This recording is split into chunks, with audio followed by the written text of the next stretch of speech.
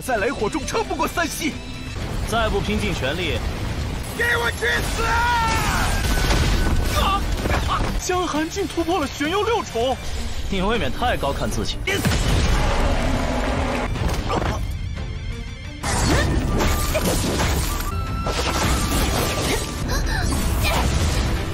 自行摸索，牌，你若有意，江少的命，江少能不能也接下呢？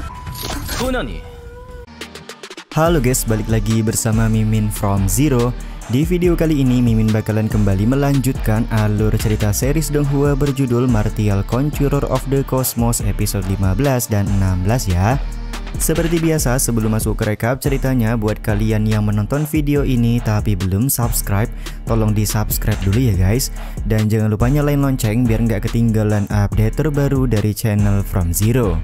Playlist untuk Donghua ini juga udah tersedia bagi kalian yang baru aja bergabung dan belum nonton episode sebelumnya ya. Ya udah deh, nggak usah berlama-lama lagi, langsung saja kita ke recap ceritanya guys.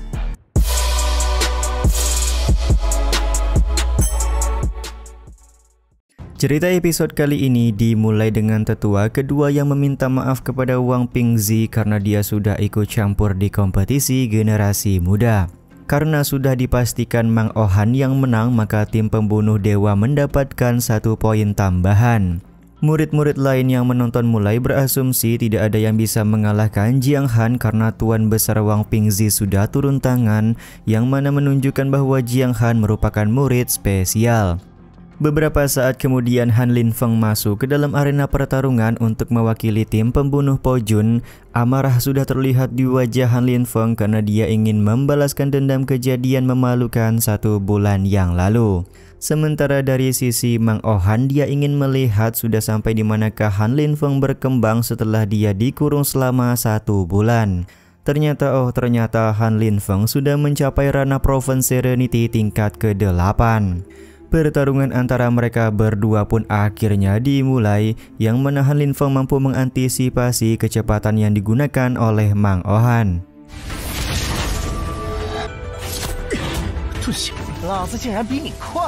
Bisa dibilang saat ini pertarungan mereka tinggal menunggu siapa yang membuat kesalahan terlebih dahulu. Han Lin Feng yang terkena pukulan dari Jiang Han tampak langsung mengeluarkan teknik pamungkas, yaitu api petir wilayah langit. Diketahui teknik ini merupakan teknik tingkat langit yang bahkan kultivator ranah Mountain NC juga sulit untuk menghindar.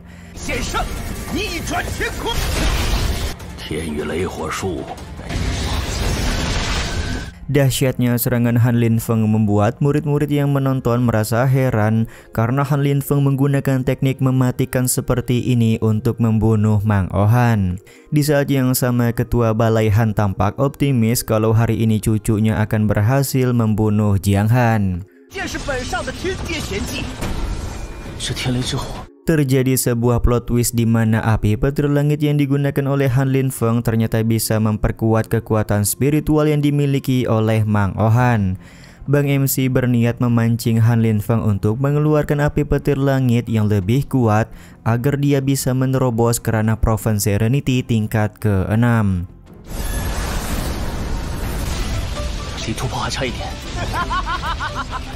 Han Lin Feng yang merasa di atas angin tampak tertawa karena dia sudah berhasil membunuh Mang Ohan. Namun dari dalam kobaran api, Mang Ohan meminta Han Lin Feng untuk melakukan serangan lebih kuat jika ingin membunuhnya. Provokasi yang dilakukan oleh Bang MC berhasil membuat Han Lin Feng mengeluarkan serangan yang lebih kuat. Serangan kuat ini akhirnya membuat Mang Ohan berhasil menerobos dan menghancurkan api petir langit yang digunakan oleh Han Lin Feng.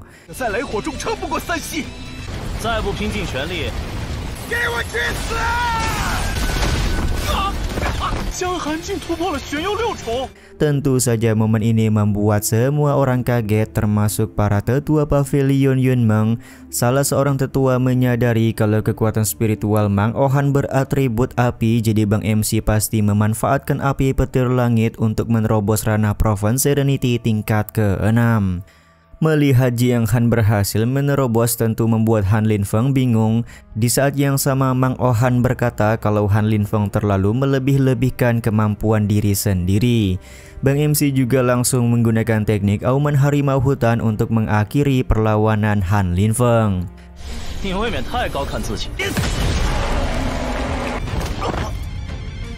Kekalahan Han Linfeng tentu membuat ketua balai Han sangat marah. Dia pun berniat melakukan serangan kepada Jiang Han karena Bang MC sudah bertindak kejam ke sesama murid Pavilion Yunmeng. Namun kemarahan dari ketua balai Han langsung diredam oleh salah seorang tetua yang meminta ketua balai Han untuk bersikap tenang karena kompetisi 3 aliran disaksikan langsung oleh Tuan Besar Wang Pingzi. Akhirnya ketua balai Han pun pergi membawa Han Linfeng yang pingsan dan berniat membalaskan dendam kepada Jiang Han di lain waktu.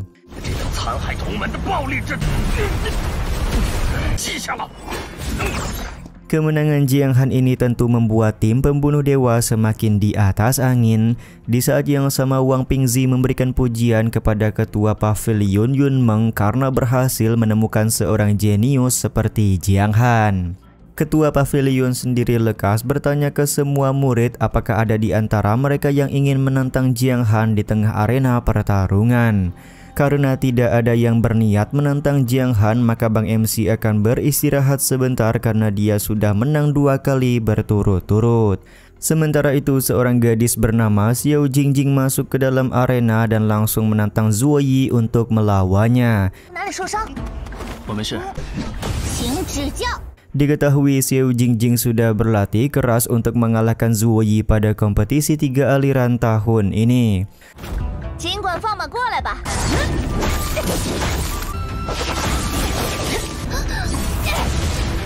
Setelah pertarungan di antara Zuo Yi dan Xiao Jingjing dimulai, tampak Zuo Yi berhasil mengalahkan Xiao Jingjing meskipun mereka berdua mempunyai ranah yang sama. Ternyata diketahui Zuo Yi sudah mengalahkan Xiao Jingjing sebanyak 99 kali dan kedepannya akan terus begitu. Karena tidak ada yang berani untuk menantang Zuo Yi lagi, maka tim pembunuh dewa dipastikan mendapatkan 1 poin tambahan.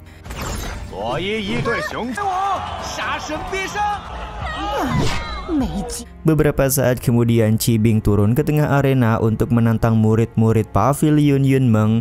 Akan tetapi tidak ada 1 orang pun yang berani melawan Qi Bing karena kemampuan yang dimiliki oleh Qi Bing memang berada di atas rata-rata.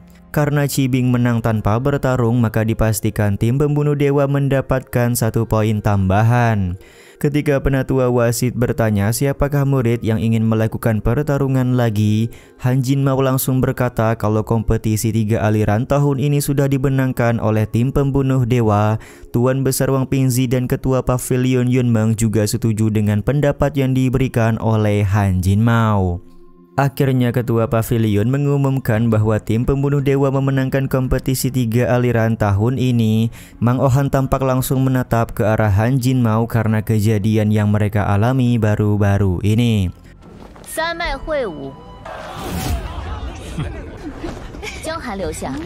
Ketika Zuo Yi ingin mengajak teman-temannya untuk merayakan kemenangan, tiba-tiba saja ketua Pavilion meminta Jiang Han untuk tetap tinggal karena ada yang ingin dia bicarakan dengan Bang MC.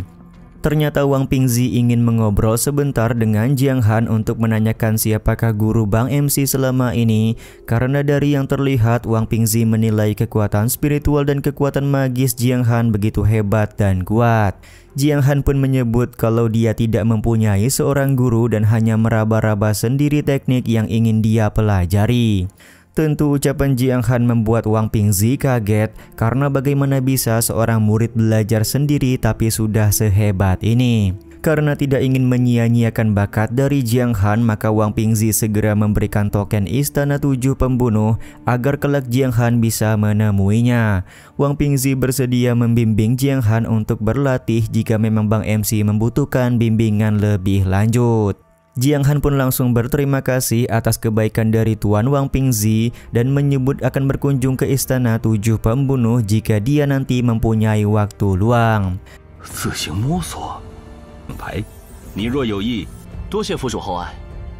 Sementara itu dari arah kejauhan ada seorang wanita yang sedang mengawasi dan merasa tertarik dengan bakat yang dimiliki oleh Jiang Han. Singkat cerita, Jiang Han masuk ke dalam sebuah tempat penginapan untuk menghampiri seseorang yang sedang mandi. Ternyata gadis yang sedang mandi di dalam ruangan adalah Zuoyi. Jiang Han sendiri mengetahui kalau gadis yang menggodanya bukanlah Zuoyi yang asli, melainkan boneka kertas yang dibuat oleh wanita yang mengawasi Jiang Han sebelumnya. Karena penyamaran wanita ini sudah ketahuan, maka dia langsung keluar dan memperkenalkan diri kalau dirinya bernama Tianxin. Kedatangan Tianxin tentu membuat Jiang Han bertanya-tanya apa tujuan Tianxin sebenarnya. Tianxin menyebut kalau dia sangat kagum dengan kehebatan Jiang Han pada saat kompetisi 3 aliran. Jadi kedatangannya kali ini hanya untuk menghabiskan waktu bersama dengan Bang MC saja. Bahkan Tianxin membawa banyak harta untuk diberikan kepada Jiang Han asalkan Jiang Han memperbolehkan dirinya untuk tetap bersama-sama.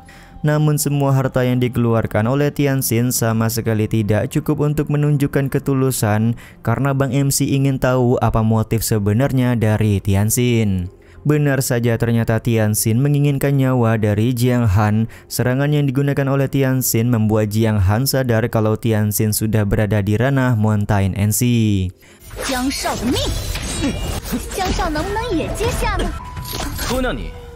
Meskipun sudah berada di ranah Mountain NC, tapi soal kecepatan Jiang Han masih unggul dibanding Tianxin. Terlihat Tianxin terkena serangan Jiang Han meskipun serangan tersebut tidak terlalu berefek fatal. Ketika mereka berdua sedang beradu argumen, tiba-tiba saja pelayan memberitahukan kalau rekan-rekan Jiang Han sudah datang.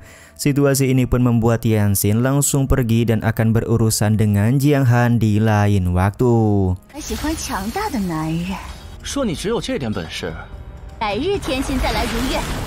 Scene ini juga sekaligus menutup episode kali ini ya guys.